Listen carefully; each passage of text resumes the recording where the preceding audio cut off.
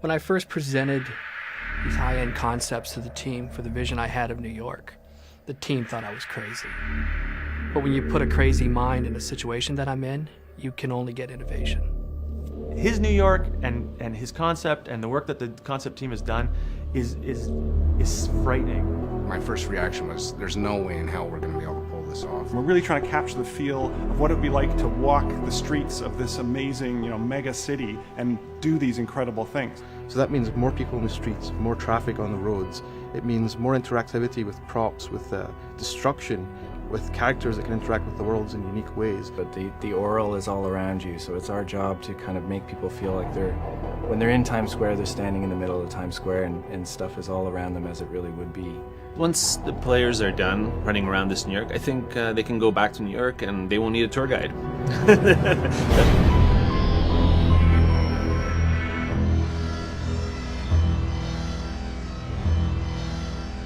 Well, the New York City for our game is really, it's the backdrop, it's the grounding thing which makes everything fantastic which happens in the game plausible. You want somewhere that's recognizable, somewhere that's iconic, somewhere that everyone can identify with, and I think most people, if they were offered an opportunity to go there, would go there because it's a really exciting, energetic, amazing city. Well, a couple of things about our New York is it's probably the most densely packed city you've ever seen in terms of gameplay per square foot. There's so many fantastic events and fantastic things that the player can do in this game. We felt it was more impactful to set that against a hardcore background of reality, New York in 2008. And of course, New York is probably the most iconic city in the world, so what better city than that? New York City itself is a character. And in my view as an art director, it is the main character.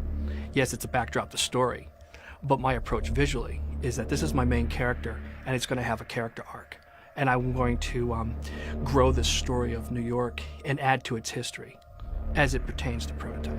Well, Skip's a visionary for this game, and the quality of his work has constantly driven both the art team to realize that and aspire to bringing a game visual as compelling as his concept.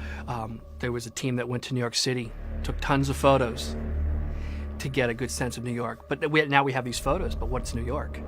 I see it, it's flat, it's 2D, but what does that mean? I still have to turn it into a three-dimensional space.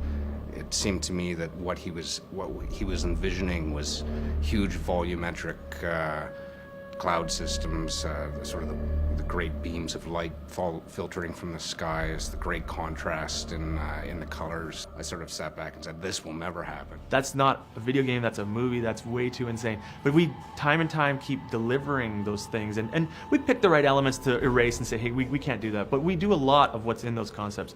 And then when you compare the concepts to the game now, it's frightening how close they are. I paint these concepts that you see and start to visualize New York City for Prototype. It's very important to me to hear the sounds. Prototype has a very specific tone. It's pretty dark, and audio plays a really big role in supporting that tone. And of course, New York City being in a real environment and representing that environment in a contemporary and very realistic way. It's a very dynamic world. It's changing all the time. This time of day, there's dynamic levels of number of pedestrians and vehicles and traffic, and things are always changing, so keeping up with that and representing that in the sound is one of our primary goals, and it's definitely a challenge. Approximately 20% of the land mass of Manhattan is parks. So everybody thinks of it as a concrete city, but there's a lot of greenery in there. So it was a challenge to have enough foliage and enough greenery in the world with enough variety of the buildings, because you're almost trying to capture two games. A lot of people do a jungle game or a city game, but we almost have both. You learn the city, you get to know it, you get to know the neighborhoods, there's all these landmarks everywhere. So you start feeling at home eventually after you've played it for a certain amount of time. So it has that growth, like movies do. You start scared and innocent at the beginning, and then you grow very powerful at the end, knowing your neighborhood, knowing your environment, and discovering it. Right now, it blows me away. We look down what's Fifth Ave, and we just are amazed. We see the vistas, we see the buildings reaching off into the background, in the fog, reaching out of the fog into the sky. It just looks amazing. And the night stuff that we're doing is coming online very recently, and it's beautiful.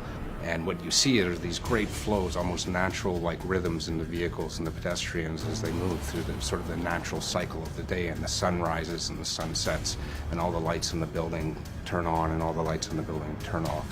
And it's this beautiful flow, and that was also a flow that we are trying to capture in this video game by having our sort of dynamic time of day. I hope these making of pieces are interesting to people who are interested in learning about the game, that they get something out of this. But when they'll really see it is when they see the gameplay come together. They'll see videos out there for gameplay, which I know I'm seeing every day when we're making the game.